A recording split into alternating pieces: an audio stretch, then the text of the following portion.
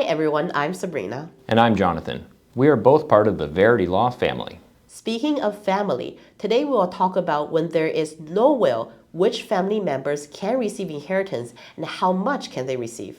In Ontario, our spouse would receive the lion's share of our estate. John, I know there is a lot of confusion regarding what qualifies as a spouse. Oh, for sure. A spouse actually has a pretty narrow definition in this regard.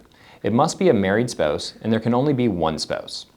If the deceased had prior marriages, the divorced or separated spouses are not entitled to receive inheritance. The marriage does not need to take place in Canada either. It can happen in any country as long as the process was legal. Exactly. Now to answer most people's questions, common law spouses, CLP, are not eligible to receive inheritance without a will, regardless of how many years they have been living together with the deceased. While the CLP can apply to become an executor to manage the estate, they cannot receive inheritance as beneficiaries. So there is really no good reason for the CLP to become the executor unless there are no other suitable candidates. Correct. For example, it may be appropriate for the common law partner to be the executor if all the beneficiaries are foreign residents, or if they're all minors under the age of 18. However, in those cases, the court will likely ask the common law spouse to buy a bond costing up to 5% of the value of the estate. Makes sense. Think about this situation. Mary is the common law spouse of David. She is not entitled to any inheritance under the law. So only beneficiary is David's adult child who lives in the US. If Mary is able to manage David's $1 million estate, but she cannot receive any of that as inheritance, Mary may be tempted to take some of the estate for herself. Of course, and that would be illegal, but there is no one actually to supervise Mary's actions once she's appointed as the executor, unless the child sues her in court. So, from the court's perspective, it really makes sense for a common law partner to buy bond insurance if they want to become executors. And from the CLP's perspective, there's really no good reason to take on this difficult task full of personal liabilities when you're not receiving anything from the estate. Moving on. Divorced spouses are not eligible to receive inheritance. The same applies to spouses who are living separate and apart from the deceased due to marriage breakdown. So if the deceased and the spouse have different addresses on their driver's license and bills, that is not good for getting inheritance. The law sees living together as a very important factor in conforming relationship status. In terms of how much estate they're getting, the married spouse would first receive a set sum of money called the preferential share. This amount changes from time to time based on the law and is currently at $350,000. If the estate has more money than that and the deceased only has one child, then the spouse and child would split the rest evenly. If there is more than one child, then the spouse would take 1/3 of what's left, and all of the children would evenly split the 2/3. Sabrina, what counts as children in this sense? Great question. Children of the deceased must be related by blood or adoption. This includes children born inside marriage and children born out of wedlock. Of course, it also includes children born out of common law relationships. In those cases, the CLP would still not be entitled to inheritance, but their children can receive their share. Again, the CLP may be happy to apply to become the executor if they are not the beneficiaries, but the children are. However, it is honestly better for the children to manage their inheritance themselves if they're over 18 to avoid a conflict of interest. If the children are under 18, then this is a special circumstance where someone will be watching over the CLP's actions. The Office of the Children's Lawyer would scrutinize how the CLP manages the children's money, ask for detailed bookkeeping and documents, and will very likely ask the CLP to buy a bond anyways. Again, I do not recommend the CLP to become the executor if they are not the beneficiary. They are not in the same position as their children. There may be a conflict of interest. I completely agree. Next, stepchildren are excluded from receiving inheritance without a will. So if the deceased spouse had children from a previous marriage, the deceased must go through the formal legal process of adopting them before they can be recognized as the deceased children who are eligible to receive inheritance. Oh yes, most people assume that now that I married your mom, all of her children are my children. That may be how you see the children, but it's not true in the eyes of the law, especially when it comes to inheritance. If you want the stepchildren to receive your estate, you must formally adopt them, or better yet, write a will. So if the deceased had a spouse and children, then it stops there. No other relatives, including their parents, may claim for the estate. This is often a shock to most people. Only when the deceased does not have a spouse or children, then it goes to their parents. If no parents, then their brothers or sisters. If no siblings, then nieces or nephews. If none of this, then the next of kin. The farthest relationship we ever did was great-nephews, us the only living relatives, who inherited the entire estate from their great-aunt. If you do not agree with the above beneficiaries and how much money they're getting, then you should write a will. Now, even if you do agree, you should still write a will.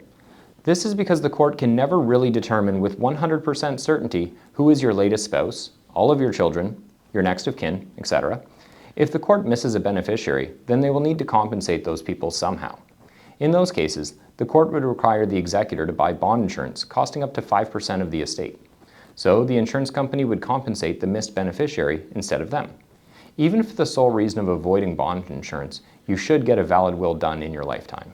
All right, now that we know a will is necessary to absolutely avoid bond insurance, let's talk about some common mistakes people make when signing the will. First and foremost, the will must be signed by the testator, who is the person making the will, themselves when they're still of sound mind. This mental state is best evaluated by an estate lawyer and recorded on video. Essentially, they need to understand who is going to receive the inheritance and who is going to manage the inheritance when they pass. In the will, the beneficiaries and executors must be clearly identified as distinct persons and not just a category of people. For instance, the clause needs to specifically say that the estate goes to the children, Tim and Tina, and not simply to the general category of my children. The latter once again creates uncertainty on who the children are. Two witnesses must sign the same time that the testator signs the will. Here, most people make the mistake of simply asking their spouse and children to be witness when those people are the executor and beneficiaries to the will. This is not allowed and could invalidate the will. No one named in the will or their spouses can be witnesses. Exactly. Otherwise, the court would be worried that those people forced the testator to give them the estate against the testator's will. In fact, those people should not even be in the same room as the testator when they sign the will. Whenever our firm does signing appointments, we always confirm in person that the testator is alone with us. We always ask if they have been coerced in any way, and when in doubt, we always record the meeting with the testator's permission. So if your family members cannot be your witnesses, then who can? Most people's next choice is any neighbor or friends they can grab at the time, especially if the testator is elderly and needs the will done fast. This can be a bad idea if an affidavit of execution is not signed at the same time. The affidavit is a mandatory document that must accompany the will when we submit it to the court for probate approval. Unfortunately, most people don't know that you need to sign this affidavit, and by the time they show the will to the probate lawyers, the testator has already passed away. Thankfully, if they can still locate one of the original witnesses, then this affidavit can still be done. But as we know, neighbors can move, friendships can fade, and people will pass away.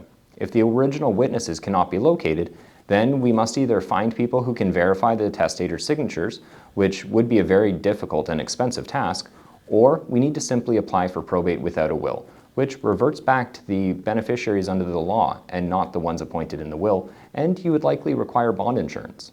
Of course, if your will is done with a lawyer who knows probate, then the affidavit should be provided at the same time as your will. This way, it doesn't matter if the witnesses can no longer be located or they passed away. Their services are no longer needed when filing for probate later. Lastly, let's quickly talk about when you want to exclude a family member from your estate. When you look at estates laws, it's clear that the priority is given to your nuclear family, which is your spouse and all your children.